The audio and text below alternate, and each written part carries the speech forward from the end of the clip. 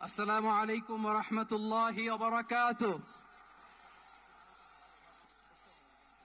আমাকে আজকের এই জনসমুদ্রকে শান্ত করার জন্য বলা হয়েছে। আমি জানি না আপনারা কি শান্ত হবেন না অশান্ত হয়ে যাবেন।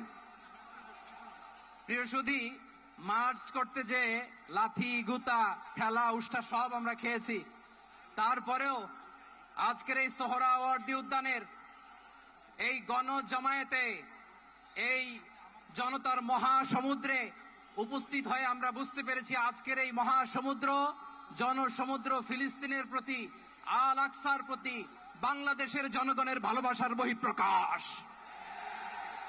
ভৌগোলিকভাবে আমরা ফিলিস্তিন থেকে অনেক দূরে হতে পারি, কিন্তু আজকের এই জনসমুদ্র প্রমাণ করে আমাদের এক একজনের হৃদয়ে, বুকের ভেতরে বাস করে এক একটা ফিলিস্তিন।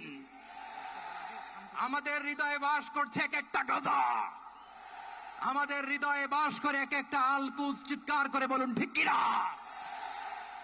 আমরা আজকে সংহতি প্রকাশ করব আমাদের মজলুম ভাইদের উদ্দেশ্যে। এক আওয়াজে আমাদের কণ্ঠকে উচ্চকিত করে অতিথি থেকে শুরু করে অডিয়েন্সের সবাই আল্লাহু আকবার ধ্বনি দিয়ে সোহরাওয়ার্দী উদ্যানের এই ময়দানকে আমরা কাঁপাতে রাজি আছি না নাই? নারায়ে তাকবীর, নারায়ে তাকবীর। দিন ইসলাম, দিন ইসলাম। ফিলিস্তিন, ফিলিস্তিন। আল কুদুস, আল কুদুস। ফিলিস্তিন, ফিলিস্তিন। আল কুদুস, আল কুদুস। আমার ভাই শহীদ কেন? জাতিসংঘ জবাব চায়।